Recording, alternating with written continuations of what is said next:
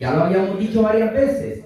Los capítulos 1 al 3 son los capítulos de lo que Dios hizo, el Evangelio de Jesucristo, que creemos. Y ahora nos vamos a la práctica.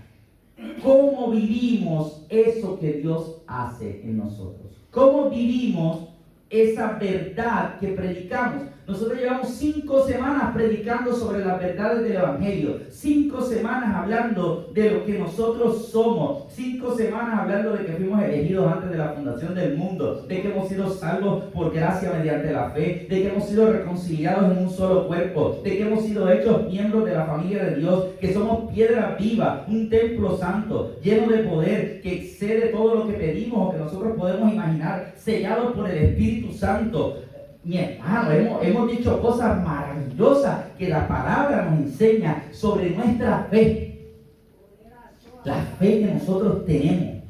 La fe de que el Señor nos salvó. Él nos salvó. No porque nosotros lo merecíamos, porque estábamos perdidos, muertos en delitos y pecados, arrastrados por la corriente de este mundo, pero Dios, por su gran amor que nos amó y nos salvó y nos unió a la familia de la fe y nos hizo nueva criatura. Ahora, todo eso yo lo tengo que llevar a la práctica, porque si no se queda en teoría, mi hermano. Entonces, aquí sucede que yo tengo que tener cuidado de no andar por ahí diciendo que soy algo que no vivo. Yo sé que eso suena bien duro, pero esa es la verdad. No puedo. ¿Tú te imaginas que yo le diga a la gente en mi trabajo, yo soy pastor, y que la gente diga, ¿verdad? ¿Tú? Y que después le diga a los demás, este charlatán es pastor. Yo tengo que vivir lo que yo predico. Me obligo a vivir lo que predico, mi hermano. Yo no puedo decir una cosa y hacer otra, porque eso me convierte en alguien hipócrita. Entonces, Pablo está consciente que eso no es fácil, que tenemos que tener un esfuerzo, y él comienza explicándonos cómo él se ve a sí mismo. Miren qué interesante, porque Pablo comienza el capítulo 4 diciendo que él es prisionero. Yo que estoy prisionero por el hecho de servir al Señor. Hay algo bien interesante, y hay algunos estudiosos que dicen que cuando Pablo dice que él es prisionero, más allá de estar hablando de una condición, está hablando de algo que ya se ha convertido casi en su identidad, porque Pablo estuvo preso tantas veces. Y tú ves que él lo menciona muchas veces, yo que estoy preso, yo que estoy preso, yo que estoy preso. Y él no se está quejando, él está diciendo, yo soy preso por servir al Señor. O sea que él está diciendo, yo soy el preso del Señor. Aquel que por predicar he sido perseguido y he sido preso.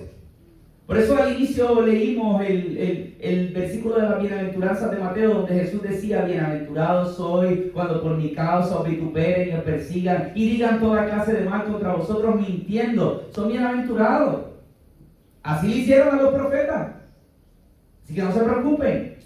Y Pablo dice, yo estoy preso por Cristo. Esto es lo que yo he sido. En esto me he convertido en alguien que sufre por la causa del Evangelio. Pero él no lo ve como algo malo. Él lo ve como un proceso necesario. De hecho, hay otra parte donde en Filipenses él dice, bueno, yo estoy aquí, estoy preso. Y mira, aquí le puedo predicar a la guardia. Porque él lo ve, si lo metes preso, le predica a los guardias. Si lo saca, le predica a la gente afuera. Si lo mata, se va con Cristo. Si él decía, para mí el vivir es Cristo y el morir, ganancia. Jaque mate, no le va a ganar. Porque él ha entendido que el propósito de su vida se va a cumplir, no importa las circunstancias. Circunstancias no definen el propósito en tu vida. Entonces por eso él dice, hay que caminar como cristianos, hay que caminar como siervos de Dios. Así que lo primero que Él hace, porque en este capítulo 4 yo te quiero decir que Él nos va a decir cómo nosotros tenemos que servir a Dios. Él dice, antes de yo explicarte cómo servir, déjame explicarte cómo tú tienes que vivir. Y tú tienes que vivir en unidad. ¿Cómo? Con las 4 virtudes que Él menciona en el versículo 2. Con humildad, amabilidad, con prudencia, con paciencia. Humildad, mansedumbre, paciencia, amor. Sopórtense. ¡Qué chévere eso! Mire, padres y madres que están aquí, si usted ha tenido más de un hijo y son contemporáneos, en algún momento usted le ha dicho eso. En algún momento usted le ha dicho, sopórtense, ámense, que usted es un hermano. ¡Ay, que me está molestando, que me qué sé yo! Sopórtense, hijos queridos. Ustedes son hermanos, tienen que aprender a amarse. Tienen que aprender a amarse. Esa es la verdad.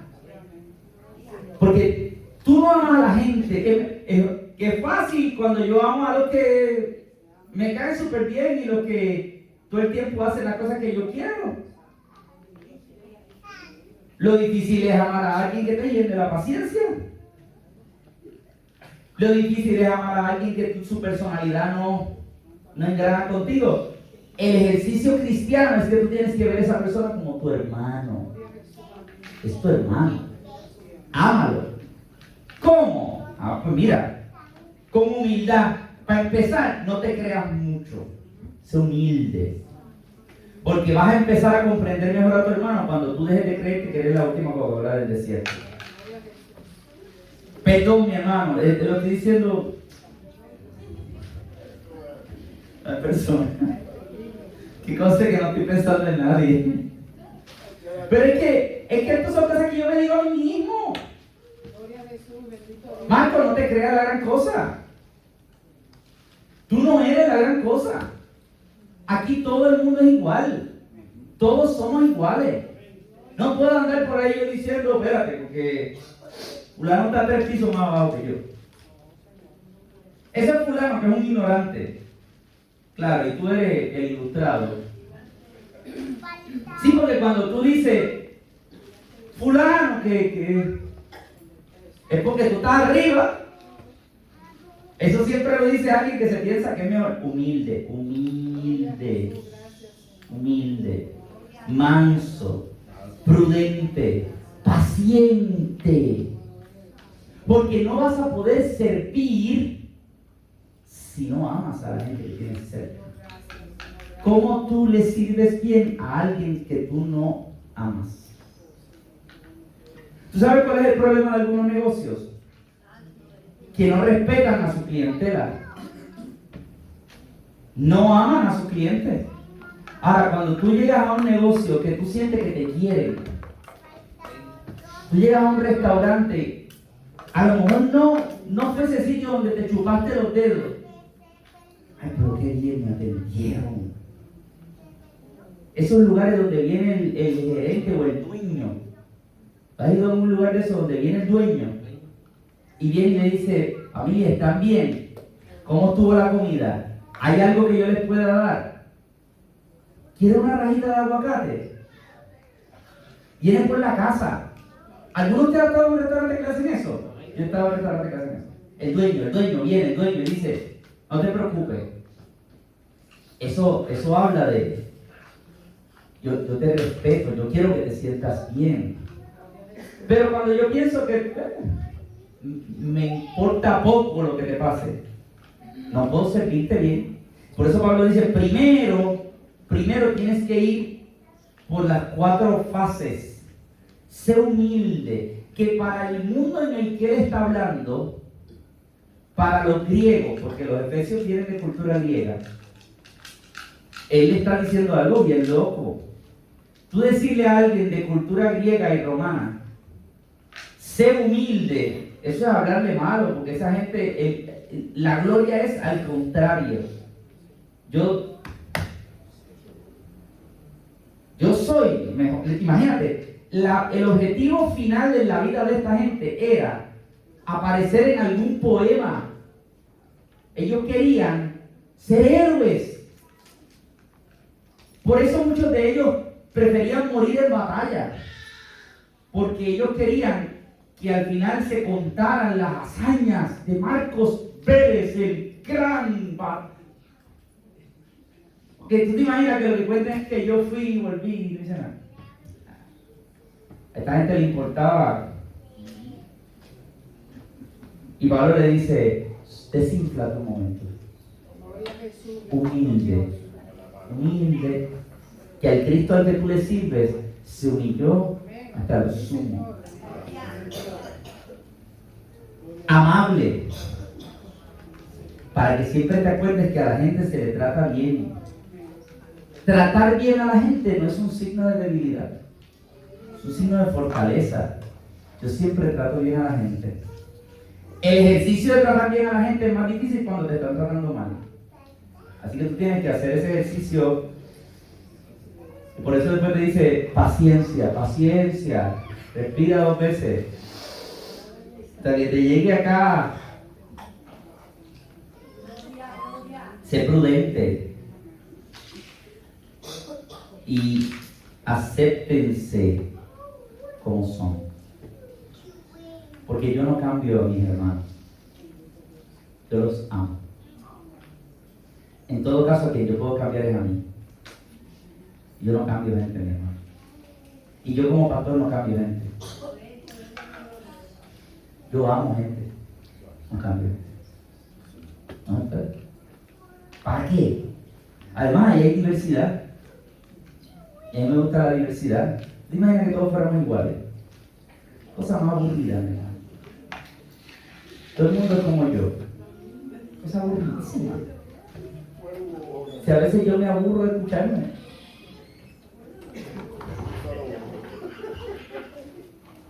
Todo el mundo igual. Todo el mundo escuchando las mismas cosas. Todo el mundo hablando de las mismas cosas. No, mi hermano. Diversidad. Porque somos distintos. Y entonces, él dice, les voy a decir lo que Dios quiere hacer con ustedes, pero primero les quiero decir lo que ustedes deben ser. Ser siempre viene antes que hacer. ¿Ah? Ser viene antes que hacer. Porque cuando tú entiendes quién tú eres, tú obras de acuerdo a lo que tú eres. Tú haces de acuerdo a lo que tú eres. ¿Entiende eso? Si yo trato de hacer algo que va en contra de mi identidad, se siente falso. Pero cuando yo entiendo quién yo soy, estoy más claro de lo que puedo hacer. Por eso Pablo trabaja la identidad. Tu identidad es en Cristo. Y eres un cuerpo. Manténganse unidos, porque hay un solo cuerpo. Y aquí Pablo vuelve otra vez. Mi hermano, esto es como la 5ª vez en esta carta que Pablo vuelve y le dice, ustedes son uno.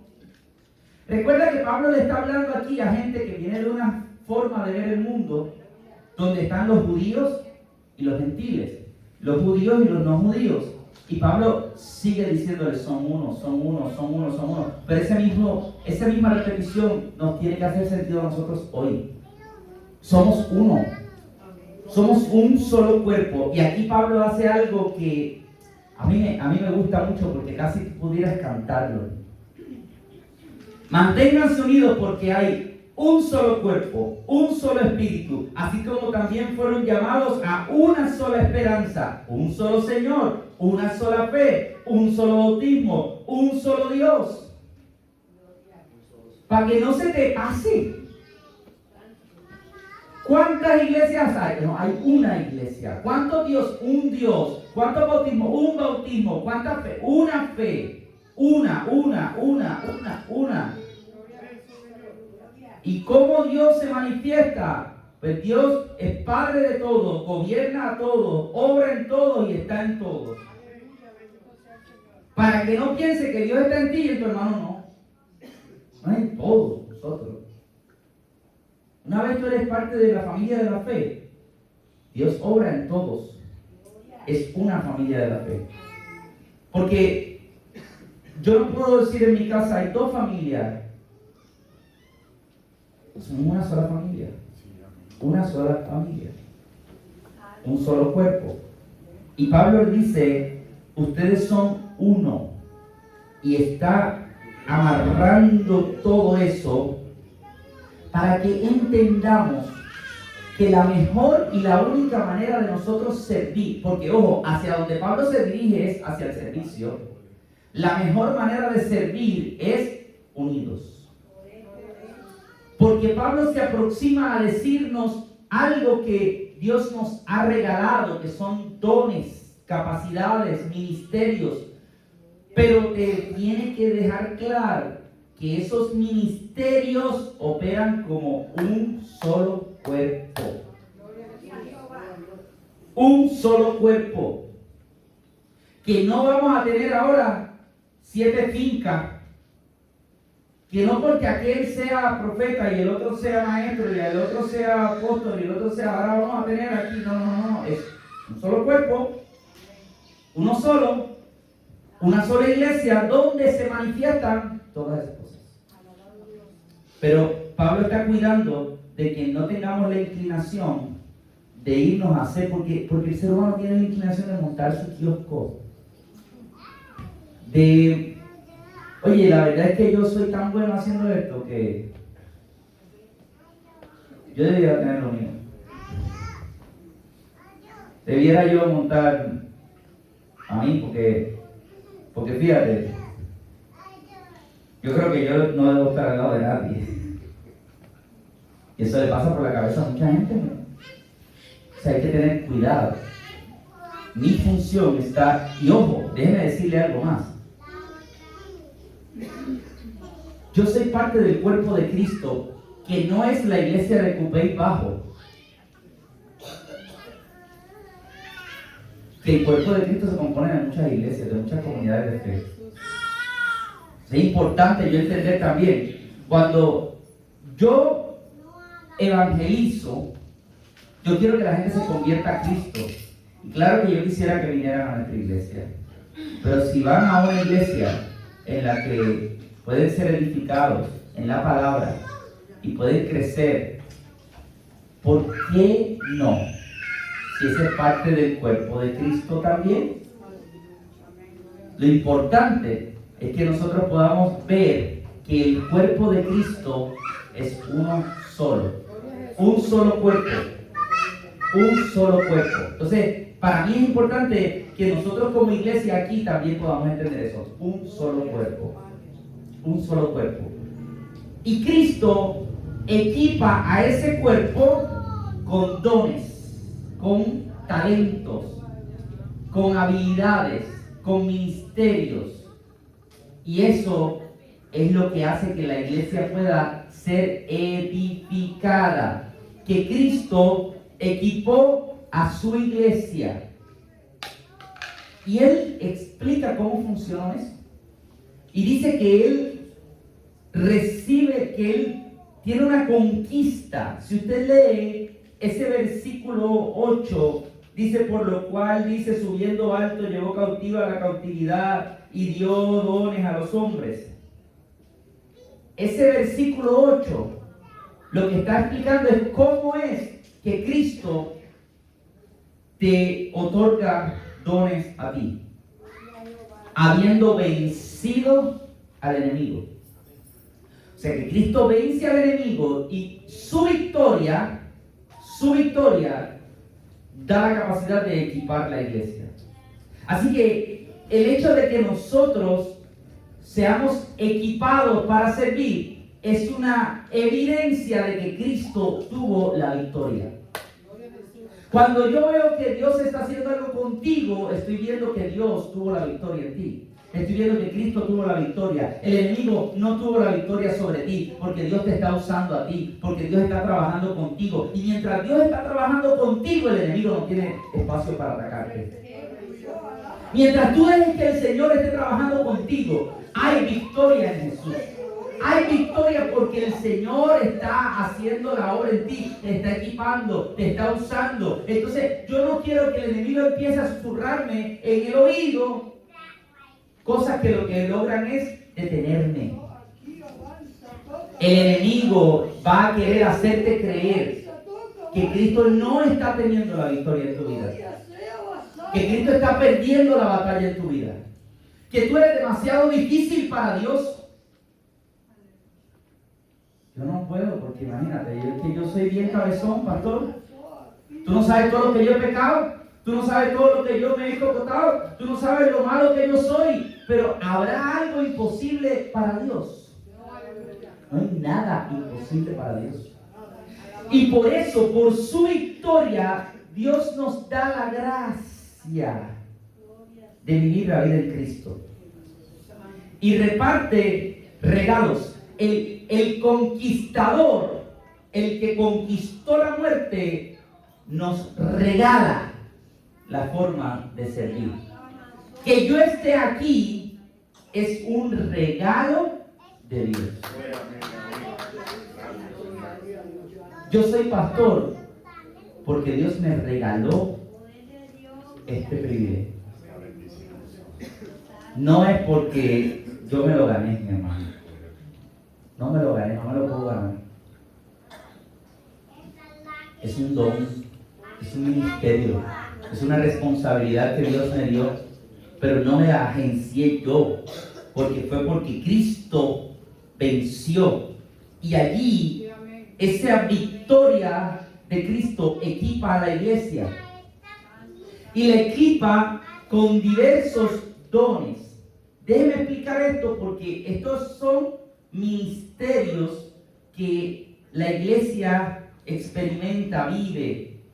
Pero yo quiero decir algunas cosas importantes para también decir mi postura como pastor y de nuestra iglesia al respecto de algunas de estas cosas, mi hermano.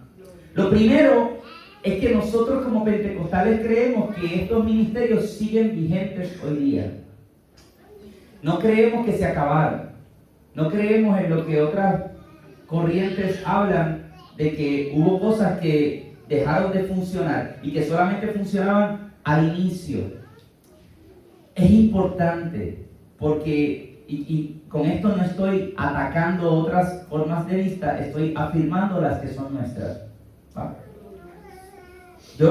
Si algo a mí me alegra mucho es que yo tengo muchos hermanos en la fe que profesan otras formas de vista y que yo no estoy de acuerdo, pero yo no ando en la vida peleando con la gente. Yo no creo que Dios me llamó a eso, pero sí me llamó a afirmar lo que yo creo. Así que yo afirmo lo que creemos, me parece importante. Así que esas 5 funciones, 5 ministerios, son ministerios que existen hoy día. Sin embargo, también creemos que no son una lista definitiva. O sea, que Dios puede usarte en otras áreas que no sean esos 5 que están ahí. Porque yo creo que Dios te puede utilizar sirviendo en alguna parte de la iglesia, haciendo otras cosas. Porque si no, tú haces la lista y tú dices apóstoles, profetas, evangelistas, pastores, maestros. No. No soy yo. Pastores, va que yo, evangelista, yo cocino. Y ahí el apóstol no dijo a los que cocinan. Entonces, por eso, porque les dije, como esto es un checklist, yo dije, pero soy apóstol, no soy apóstol, soy profeta, no soy evangelista, no soy pastor, no soy maestro. Magnífico, no sirvo para nada. Esto no es una lista definitiva, ¿ok? Es importante. Hay otras cartas donde Pablo habla de otras cosas que Dios hace contigo. Así que es importante que nosotros veamos esto también como una muestra de asuntos que edifican la iglesia, de ministerios que edifican la iglesia, que son fundamentales, ¿verdad? Pero sí creemos que es importante que la iglesia experimente estos ministerios.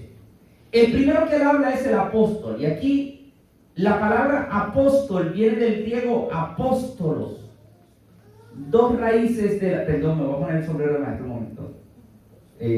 Pero lo voy a tratar de explicar lo más claro posible sin enredarme. Apóstolos.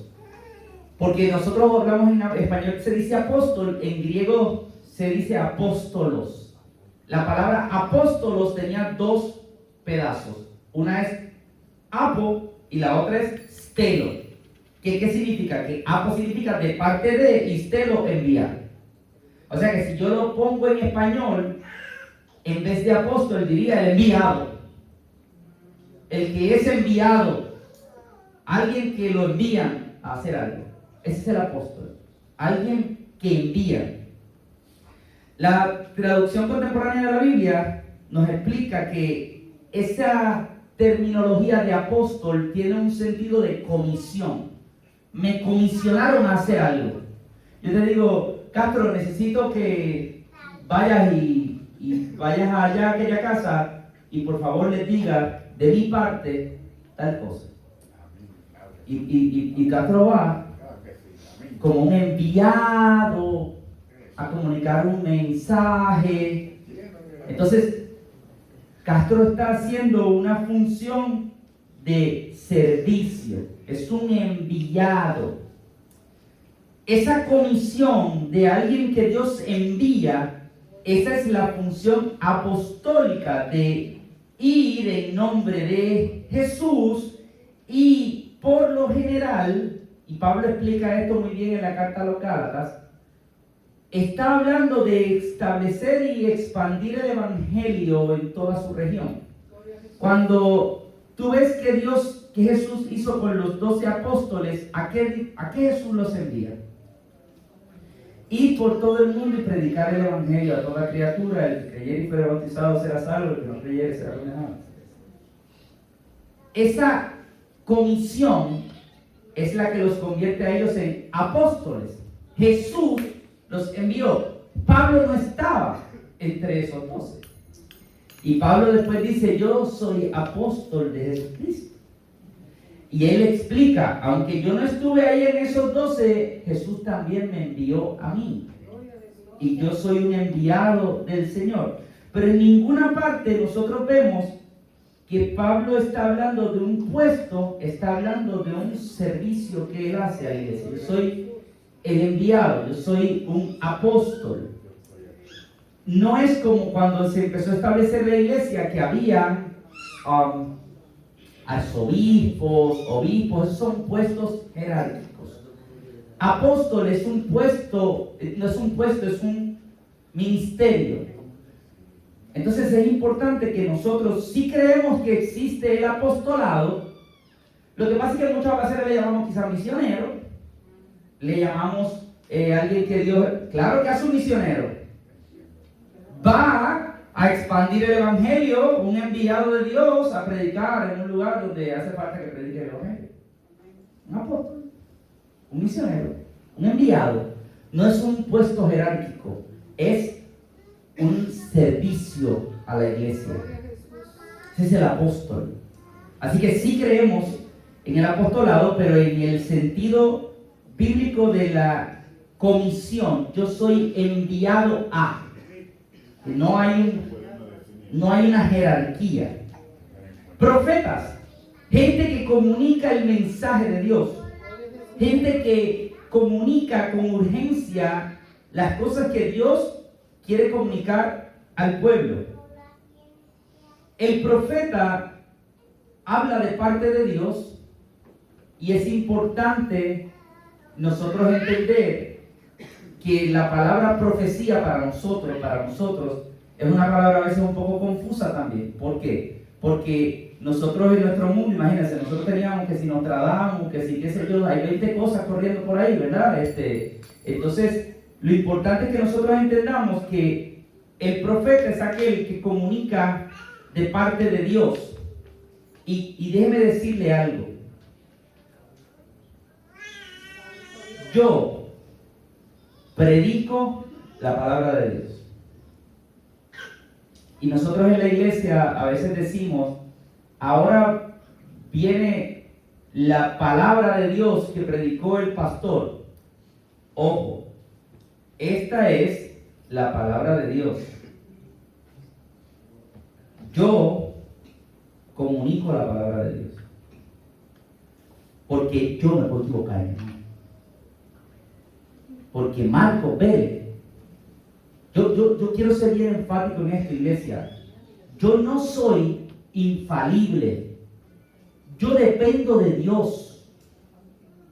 Yo dependo de Dios. Al momento donde yo empiece a picar fuera de la palabra, yo dejé de predicar la palabra de Dios. No es la mía, es la de Él. Yo tengo que predicar la palabra de Dios. Entonces el ejercicio de predicar la palabra es un ejercicio profético también. Porque comunicamos la palabra de Dios en tiempos donde hace falta comunicar la palabra. ¿Qué hacía Juan el Bautista? Comunicaba las profecías, lo que Dios había hablado para que la gente recordara.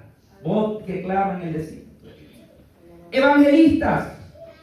Otro más que comunica. Dice, pero tú comunicas, pastor. Sí. Sí, ¿cuál es la labor de nosotros aquí? Comunicar la palabra.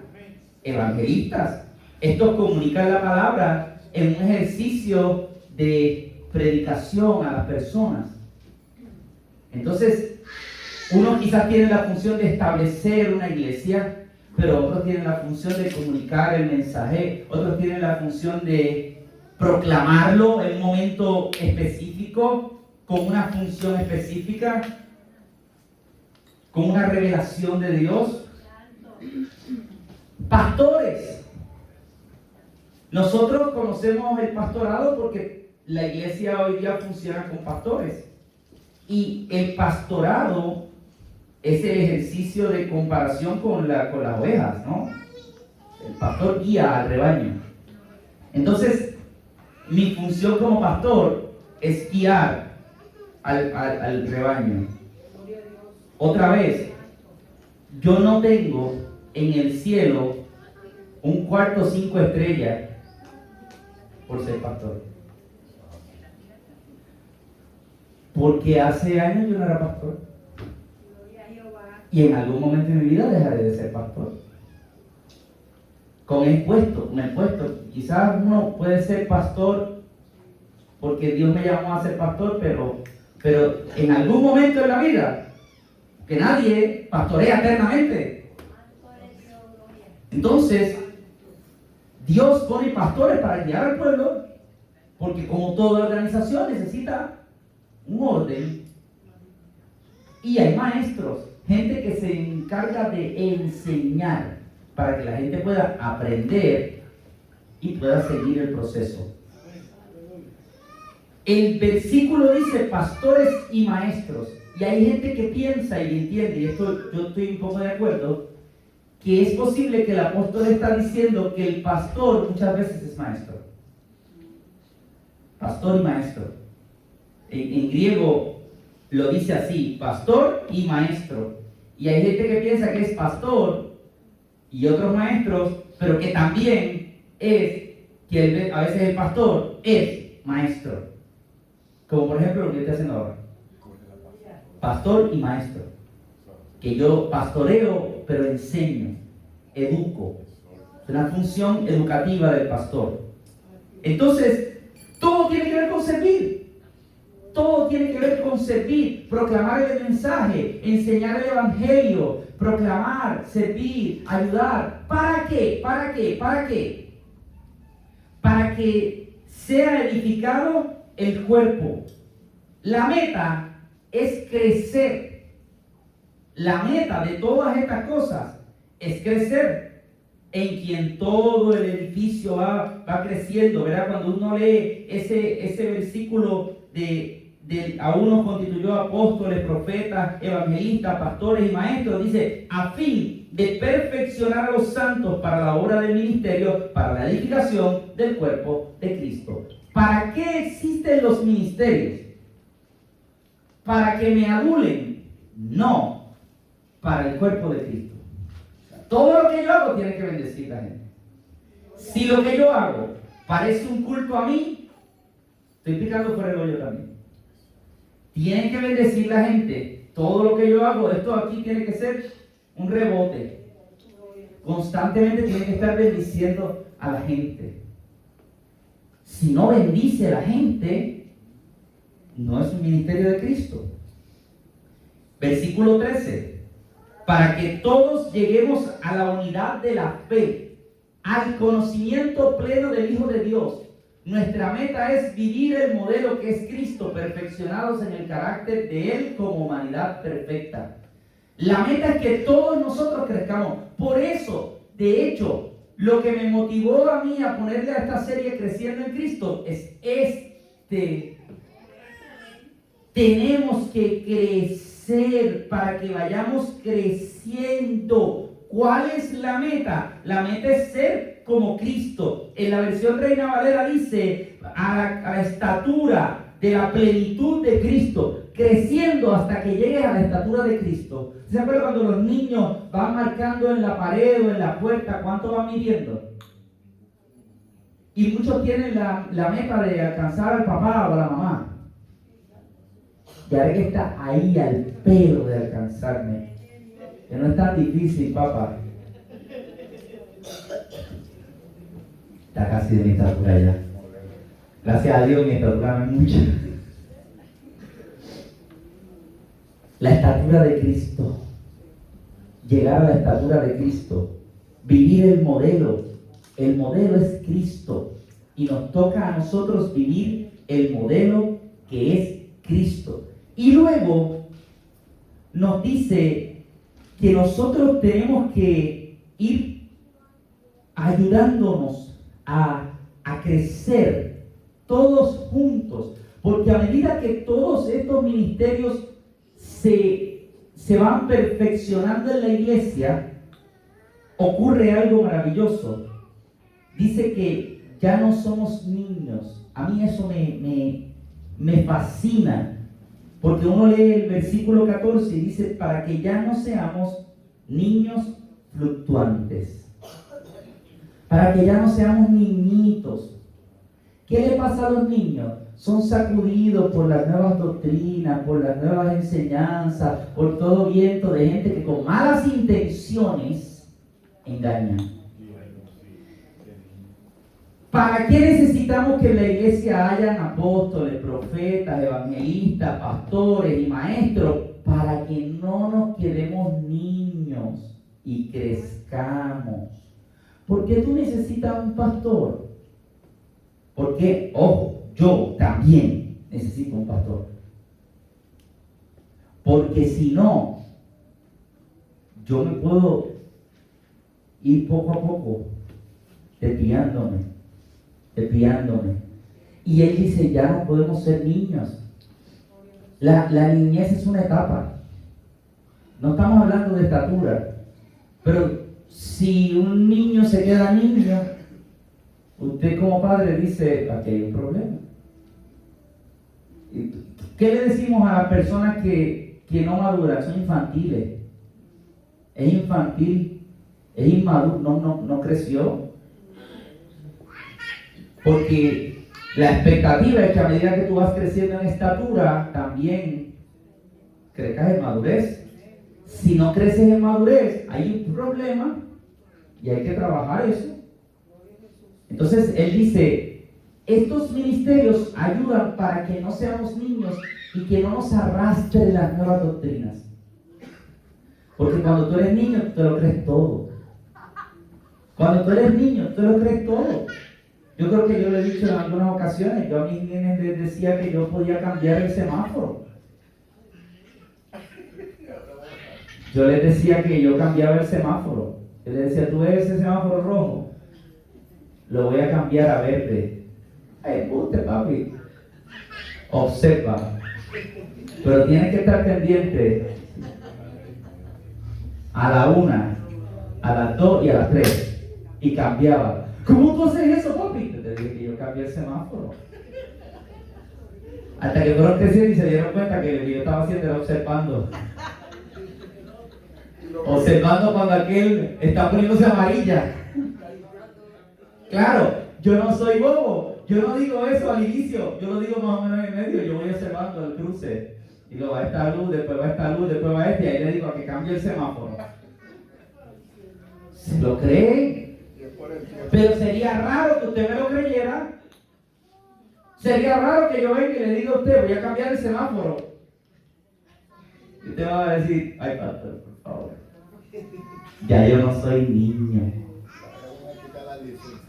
Entonces, nosotros tenemos la responsabilidad de crecer, madurar. Porque si no, cualquier cosa que te digan por ahí te la crees. Pasa conmigo también. Yo tengo que crecer y madurar. Porque si no, no maduro. ¿Cómo crece este cuerpo? Este cuerpo crece con Cristo como cabeza. La cabeza es Cristo. A medida que yo voy madurando y creciendo, dice el versículo 15, siguiendo la verdad en amor, crezcamos en todo en aquel que es la cabeza, Cristo. Cristo es la cabeza. El cuerpo entero depende de Él. Cristo va uniendo y coordinando todas las partes del cuerpo. Y cada miembro, tú y yo, según su función, hace lo que le corresponda. Así, todo el cuerpo crece y se fortalece en amor. Yo quiero que usted recuerde esta parte de que Cristo es la cabeza. Porque esta no es la única vez que Pablo en esta carta va a hablar de alguien que es cabeza. Lo vamos a discutir. Porque hay una comparación que Pablo hace después. Él lleva tiempo diciendo Cristo es la cabeza, Cristo es la cabeza, Cristo es la cabeza, pero usted explora ese capítulo 5 y se va a dar cuenta que hay otro al que le llaman cabeza también. Es una responsabilidad brutal, pero lo voy a dejar con la expectativa para que usted se siente y lea el capítulo 5 en su casa. Es importante. Cristo es la cabeza. Quiere decir que tú y yo estamos aquí dirigidos por Él. Ojo, los pastores, los maestros, los apóstoles, los profetas, todos estamos dirigidos por la cabeza. Todos somos cuerpo. Todos somos cuerpo. Y yo aquí tengo una función de líder, pero yo soy parte del cuerpo. Yo soy parte del cuerpo. Cristo es la cabeza. Así que la iglesia tiene que crecer en Cristo. Así que mi hermano, pon tus manos en las manos de Dios. Ponte en las manos de Dios. Pídele al Señor que te use. Mi petición como pastor es que en la iglesia podamos ver los ministerios desarrollados.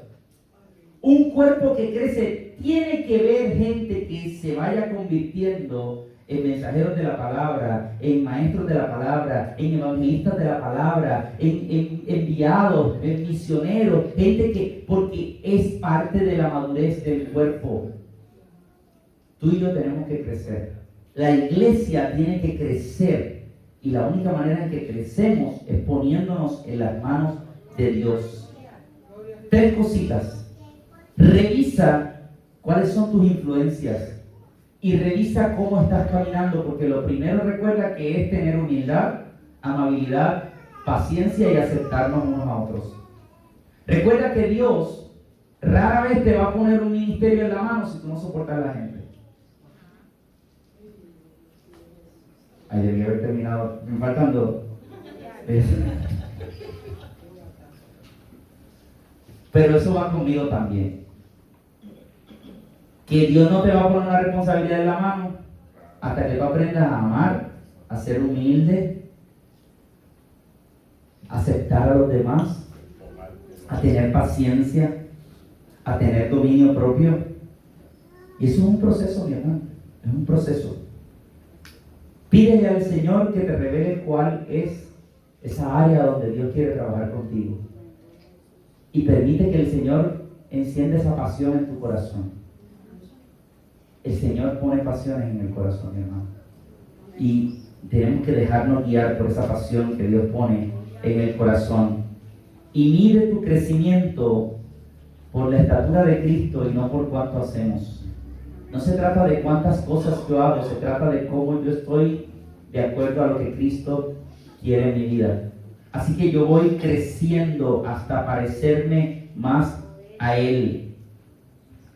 Porque vuelvo y repito el versículo 16. El cuerpo entero depende de Él, de Cristo. Es Cristo el que va uniendo y coordinando todas las partes, y cada miembro, según su función, hace lo que le corresponda, porque así todo el cuerpo crece y se fortalece por el amor sacrificial. Ponte de pie conmigo. Yo quiero que oremos para que el Señor nos ayude a crecer.